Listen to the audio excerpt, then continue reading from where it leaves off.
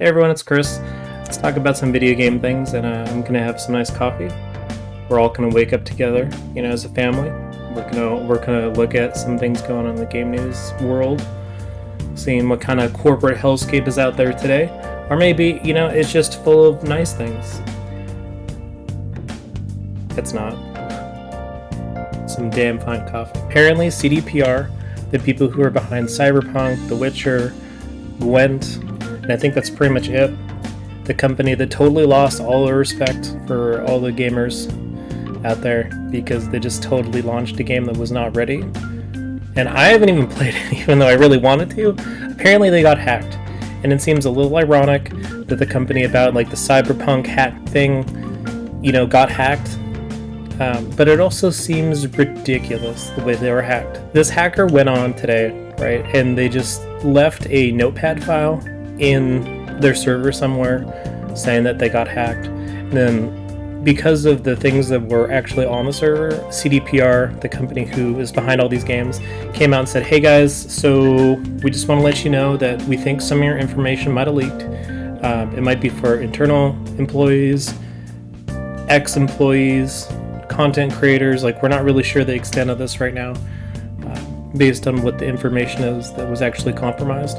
So, and then it's a black and white between the amount of professionalism. You have the one over here, which is the big company, the big corporation that has GOG and all these games and all this money in Poland, saying, hey guys, we just want to let you know, I think that we got super hacked and your information might be out there.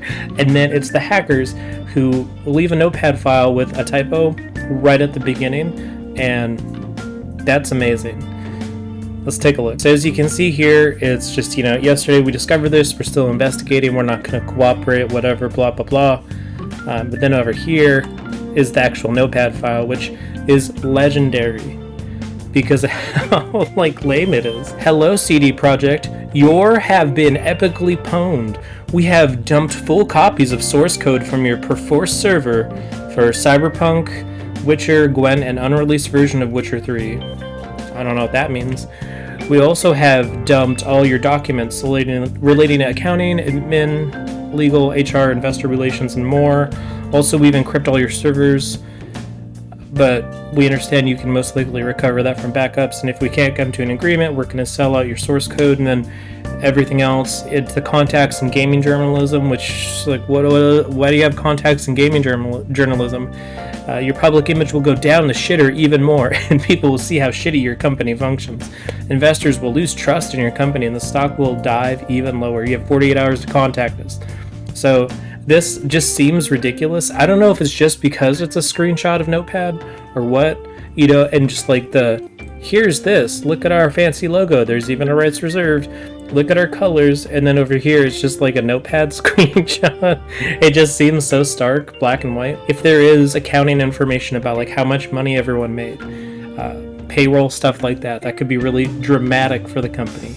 HR, just here's the different things that we've talked about that keep happening with management. Clearly the project was mismanaged by the founders of the company, and they're the ones that set the tone for the corporate culture as it just kind of goes down from the very top of the executive branch of the company to just everyone who's at the very bottom level, just grinding out their lives. So, you know what? Maybe it isn't the worst thing if this company gets exposed for as bad as they are. And maybe it's time everyone really accepts that, hey, maybe this isn't an attainable model for just the future. Maybe what we're doing here is it's a little bit, we have too much work to do and not enough people. And maybe we should try to balance that in some kind of way. Threatening the source code leaking, that's a big deal because it's really proprietary, but this has happened actually also ironically with Watch Dogs 3 that came out, the Watch Dogs Legion. I guess, is it called Watch Dogs 3 or Watch Dogs Legion? Or is it both? Whichever of those, that Ubisoft code was actually leaked, and a lot of programmers are looking through, and it was a really redundant code. I want to say that it was something it was just always checking instances for certain things in the world, instead of we're going to code it to just check, if you have, if the enemy you're looking at has a gun, it was hey, everyone in this area will have a gun, on this frequency kind of stuff. and it just was like really bogging the game down. And I think that once people actually get a good look at the source code, they're going to realize that this game is really not well optimized, even more than we probably already understand it to be now. And you know what? I think it'd be really funny if the source code leaked and then people modded the game to like run better. But obviously this it's mostly a joke. That what I'm saying, is mostly a joke. Obviously it sucks, like HR stuff, where people live, how much money they get, accounting information, bank accounts, like the actual risks that this poses. It's not funny, and even though it looks like a straight up prank, because it's just your have been epically pwned. Like obviously it's not funny, and I do hope that they are able to contain this in some kind of way. There have been too many leaks out there already. It seems like Capcom, they had their issue where a lot of stuff got leaked pretty recently. Ubisoft, obviously, like we just talked about, the source code for one of the biggest games they launched last year, and now CDPR, kind of seems like no one's safe. So remember that. Keep your data secure. Use different passwords. Make sure they're all updated.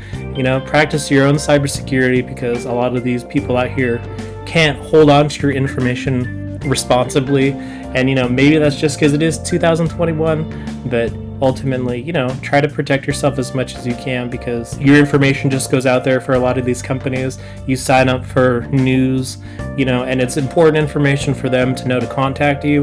But now, every person on the black market, every person on the dark net, could have your email and some password combinations. I don't know, whatever. Maybe I'm just being paranoid, but make sure you change your passwords. Halo.bungie.org. Legendary. Super awesome. I remember back in the day when there used to be like the third-party website that would like look at your ranks for each playlist. They would use the API from that. And I'd be like playing Halo 2 and I'd be checking my kill to death ratio. Obviously with Halo 3 coming out, they did a lot of cool stuff too in 2007 where they tracked like all the medals you had just from the website. So you'd play all these games, and then when you were done playing, you could check the website and see like, wow, I've linked my Xbox Live, and how many crazy awesome multi-kill medals did I get. That's gone now. So rest in pepperonis. It was announced that they were getting rid of this in mid-January because Bungie no longer has Halo. They gave it over to 343 after Halo 3 whenever that studio was made. I think it was like 2007 was kind of when it was started, and 2010 is when it was launched. And after Reach was released by Bungie in 2010, right? Yeah, that sounds right. In like November 2010, maybe September 2010, they kind of handed over the whole franchise to 343 Industries and said, "No more. We're done. We're out of here. We're our own studio now. We're gonna go make that Destiny game, The Moon's Haunted." That game. So. Obviously they couldn't keep it up there forever, and whenever I was growing up, it always seemed like the sentiment was, hey, don't do anything you'll regret online, it'll be there forever. But the only thing that seems to exist on the internet anymore is just YouTube videos from like when YouTube was started. Everything else just seems to come and go, just totally gone, especially websites that I want to keep. MySpace, unfortunately, is not it's not gone away yet, but I think it's only a matter of time before, a lot of these things are shut down. And honestly, it is kind of sad. It's kind of sad that, that history of all those players playing billions of hours of games is just lost. To kind of prove that was like a moment in time. Everyone and their mom and their mom's dog, they were all playing Halo, and it was really cool. And it was kind of like a cultural thing, just for online games, for consoles, Like PC players have had that for years. They always had that with Counter-Strike, but it really seemed like a high point, for just the online communities. And yeah, it sucks. It's gone now, but it makes sense. Bungie should probably get rid of stuff for Halo. It's been over 10 years. There's no more history of me being an absolute gremlin, and I think I had over like 3 months of actual game time recorded on that website, so now I can pretend like I've been a very productive member of society my whole life, unless they find this YouTube channel, which then not looking great. When something goes wrong in a game, how am I supposed to, can I just blame someone else? Because I always used to blame Bungie for, their game. I'd be like, fix your game, Bungie. Regardless of any game, But now that since officially they've discontinued the Halo support, I'm not sure who to blame anymore. So I'm just going to start blaming one of my friends every time something bad happens. And I'm sorry, it's not my responsibility. Halo, and Bungie, they were supposed to be the fallbacks. Persona 5 Strikers 5. Yeah, apparently that's out on February 23rd. And once that game comes out, I'm going to be playing it. It's a sequel to Persona 5, and Persona 5 Strikers is kind of like the way they describe it. It's a little bit of a different kind of game. It's not just straight up like the turn-based combat. Yeah, it's a summer vacation with all your friends, so it's basically an anime plot, which I enjoy.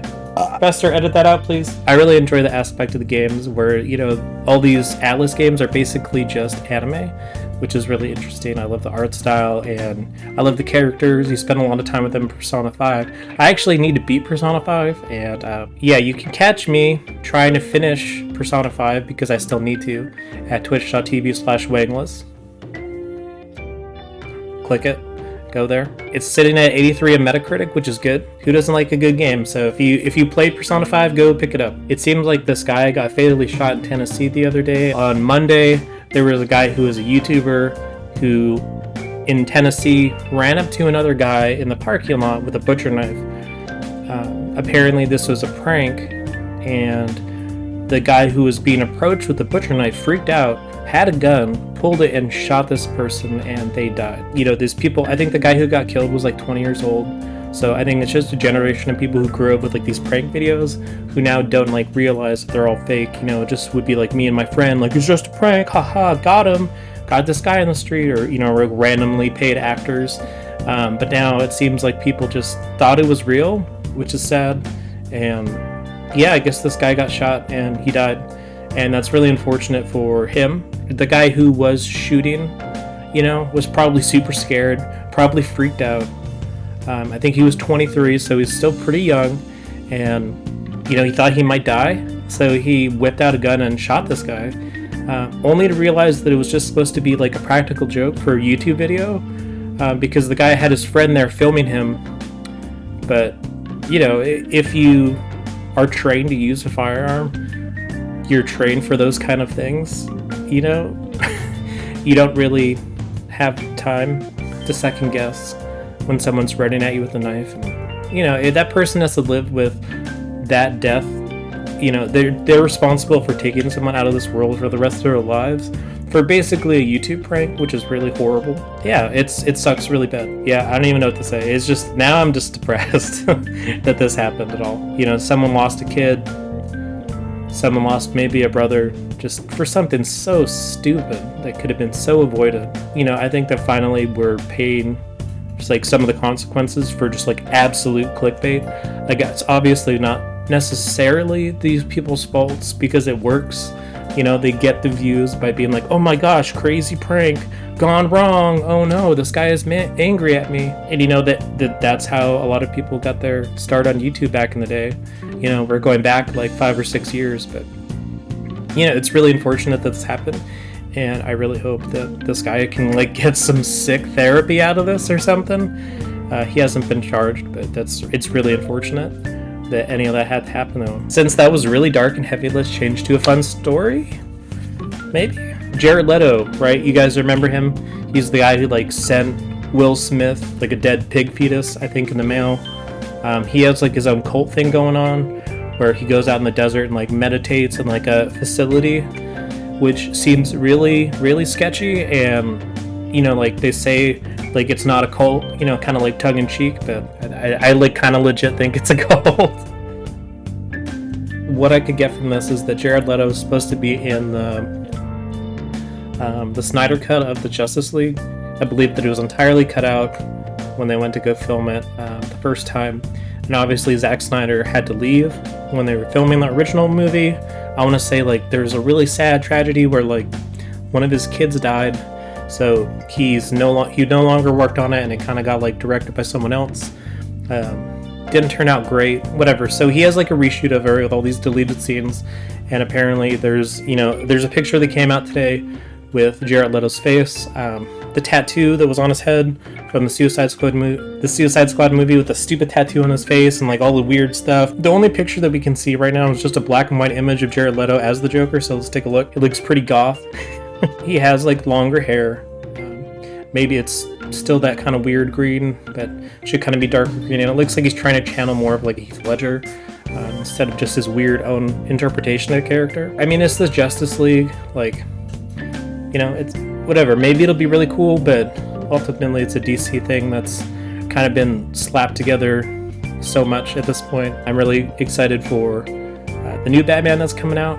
That's going to be pretty cool. It looks at least it looks pretty cool. I guess I should, you know, reserve my judgment, but hey, you know what? It looks like Zack Snyder's trying to get it back to more of the traditional Joker, I suppose. Kind of that madman that's not like super shock edgy, but like kind of is a darker character. Anyway, that's all I have to talk about right now. If you guys want to, please like the video. It does help quite a bit to try to get it out to new audiences. Also subscribe, turn on notifications, etc. I'm also on Twitter, and I'm on Twitch. You can find me under the links below, just Wangless. And then I also have a Patreon if you guys want to help support me there. Make sure that things like this cat tower can be paid for. Alright guys, I'm Chris. I'll see you in the next one.